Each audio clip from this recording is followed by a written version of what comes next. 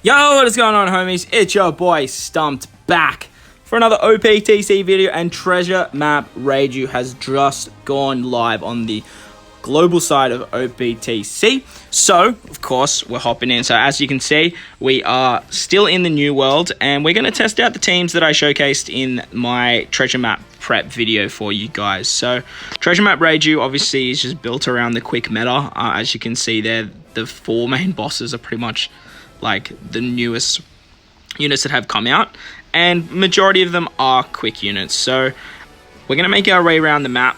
I'm going to take on Ivankov, and then I'm just going to skip forward to the mini boss stages for you guys, just to make it a little bit quicker, and just so this video doesn't go forever. So make sure you guys hit the bird. There's been many times where I've just been like autopilot moding and just missed the bird. So make sure you guys get your hand on that treasure bird for the extra points, as the extra 1.5 times multiplier is huge. Like it's a lot of points, and Ivankov is not hard to beat. So I always like to go the way of the rock, wherever that rock is. But I just noticed there that there was actually 2 staminas. So as you guys, if you guys have seen my other treasure map playthroughs, you'll know that I like to sort of get to the end without taking on any mini bosses in the early stages, and I like to do them at stage 1 just to show you guys the fastest possible way of beating it, or the fastest way that I have just sort of created for the highest amount of points as well. So Ivankov should come at us now, and we should be able to take on him. So the team that I have for the Ivankov stage is a sugar-led team, and we are going to try and get our hands on one of the treasure map boosters as the friend unit. So for all of these ship teams too, I'm running the shark ship. Because we're just blitzing through the content, we can actually get like a higher attack boost as well. So that was something to note that I didn't mention in my other videos, but we managed to find Niji. There was no ETG unfortunately, but Niji's the next best thing. So we're going to use him as our friend captain. Okay, so on stage 1, we have the, is it Elizabeth looking chick? She's going to basically give us a full quick cooldown. I think it's 10 turns, but the team that we're rocking here basically doesn't need that. So once we get to stage 2, we have Inuyazuma. Inuyazuma is a strength unit who puts up 5 turns of defense up. It gives us a full board of block orbs. So to get rid of the block orbs, we are going to use Caesar here. Caesar Clan is going to give us a full board of orbs, lock them, and give us an additional boost. Then we can use our Blackbeard special here. Now, Blackbeard is going to give us an orb boost, which is great, and set the defense to 0. That's the most important part. If you really want to here, you can activate Sugar and become the bears on this turn. Just make sure you keep Moria as himself, as we do need his special moving into the final stage against Ivankov. Ivankov is going to put, and Grandma Nyan, very important. So we're going to use the Moria special here to remove the attack down in the burn, and then we can use Grandma Nyan to remove the threshold. We had the support of Rare Recruit Ace here as well. I'm just seeing what Niji does. I have no idea what he does. We have the support of Rare Recruit Ace here for color affinity as well. Not overly essential, but it's going to help us out quite a bit moving into the later stages. And with the bears, we can just easy clap Ivankov. See you later, my friend. Let's move on to the actual mini bosses now.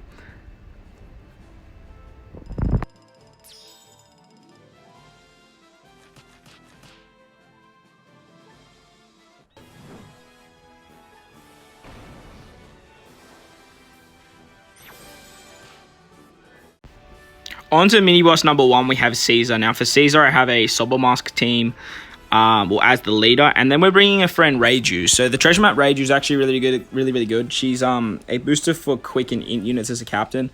It's still very early stages, so I have to just use the guest. So the captain here isn't exactly the strongest, so it does take us a little longer to get through the actual event. But as more people just start doing more and more treasure map runs, it's going to be easier to find a maxed out Reiju. This team, we have the Kazuna, Luffy, and Boa. They're a 1.35 times booster, which is great. As I mentioned, we have our own Reiju on this team as well. And then we have the 2 Kazuna boosters of Margaret and Nyan. They are literally just here as treasure, because they're 1.35 times boosters. So you guys can replace them with any other booster you want. But basically, the reason we're running Sober Mask as a leader is because we can abuse his jump mechanic. The Sober Mask jump mechanic is going to basically let us bypass barriers, defensive effects, all of that nasty stuff, as well as giving us like an extra 1,000,000 damage as tap timing bonus on top of his damage already. So because he's boosted 2, we have his special ready, which is going to give us a full board orbs, which guarantees him an orb. And then we can actually just use his jump ability, fly through the perfect barrier that Caesar puts up. Caesar will put up a random type of barrier too. It's always for 3 turns, but then always for 4 hits. But it'll either be perfect, good, or great, one of the two. But as you can see, there are no issues with Sobermask, just absolutely blitzing his way through Caesar Clown. On to the next mini-boss, we have Jewelry Bonnie, and the team we're using against Jewelry Bonnie is the Treasure Map Zoro team. Now, because Jewelry Bonnie is actually a dex unit at the end, running mono strength is just incredibly easy. Plus, if you maxed out Treasure Map Zoro, you're going to have no issues beating this content. So you can actually use some Treasure Map like Zoro specials throughout the run if you want to, just to make things a little bit quicker.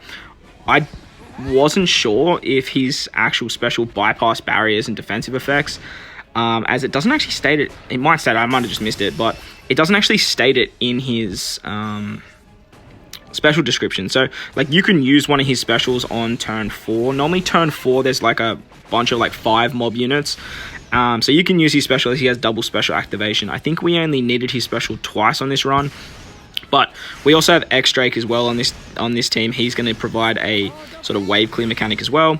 We have Clash Jinbei, Treasure Map Big Mom, and Clash Kaido as well. So this team is just fully free to play. A lot of good raid units have come out with free to play.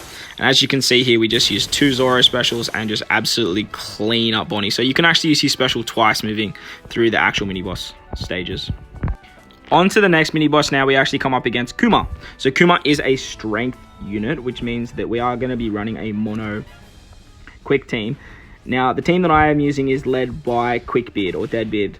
And then I'm going to be bringing a friend, either Moria or, if I can find him, Smoker. As Smoker's a striker and Moria's a powerhouse, we can still get a buff from our Quickbeard unit. But basically, the big unit that you sort of like to cheese this is Big Mom. Big Mom, Clash Big Mom is just going to like wipe Kuma at the end for many, many stages. Plus, it's also going to help us trigger Quickbeard's higher attack multiplier. The other thing, like when it starts getting a little bit harder, is Moria is the GOAT for this content, as Moria actually removes the paralysis and the attack down. We have Kuma on this team. Kuma is going to give us a color affinity booster for our units that are 40 or less.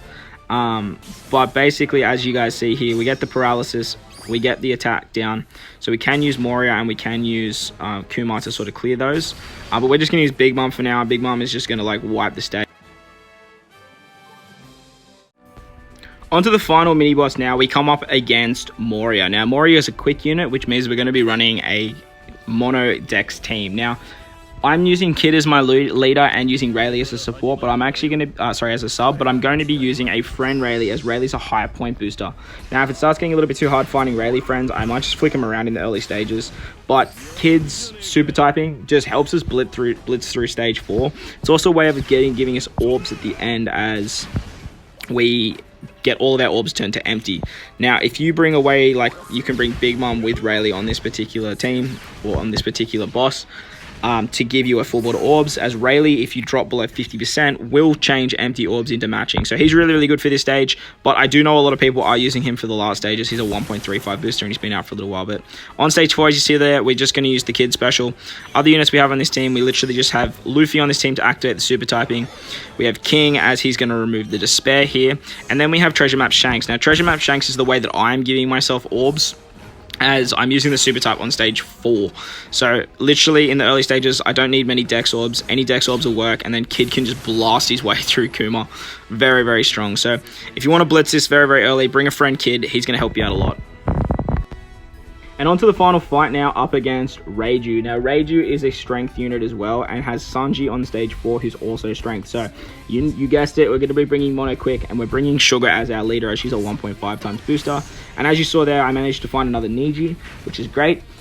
Any extra high boosters will work well. I'm pretty sure the 3 brothers, they're all quick-based boosters, so it works out fairly well, bringing them as a friend support, especially on the end stages, as we are running mono quick teams. Man, I just saw how much HP this team has. Like, what the hell, man? 83k? I must have got a buff along the way or something like that. So on stage 4, we come up against Sanji. Sanji puts up 5 turns of Rainbow Shield, which is a little bit annoying. You may need to stall out 1 turn, as this team we can only remove it by 4 turns. But because it's still early stages, I'm not overly stressed about it too much. I am just going to use Gukimaru. Gukimaru is going to remove 4 turns of that. And he's going to make all of our type orbs matching for quick and int units. Then I'm going to use the Bonnie special. Bonnie can remove the Despair and give us an attack boost, which we can carry into the final stage. And then I'm just going to use Niji special here to give us an orb boost. Now, ideally, I would just use Blackbeard special. Normally, if I don't have a friend Niji, he's going to give us an orb boost as well. So that works out quite well. We can just kill Sanji easy claps. If we need to store that extra turn, like in the later stages, we will. But moving into Reiju now, all of our sub or crewmates get 4 turns of paralysis, and our left units lose their specials by 2 turns. But with Caesar's limit break, he actually reverses it back, so we can use his special to roll them forward, as well as give us a chain buff. Then we can use the Sugar special, which turns everyone into bears, and then we can use her super typing as well, which just means easy claps for us. So there you guys go. They were my treasure map teams in stage 1 in the early stages. I will be doing an updated video as I make my way through treasure map. But these teams do it very, very fast and do it very, very well. So I hope you guys enjoyed this one. If you did, make sure to hit the like button. And if you do want to stay up to date with more OPTC content I post, hit the big red subscribe button too. But guys, most importantly, enjoy the rest of your day. I thank you guys for watching, and I will catch you all in the next one. Lights!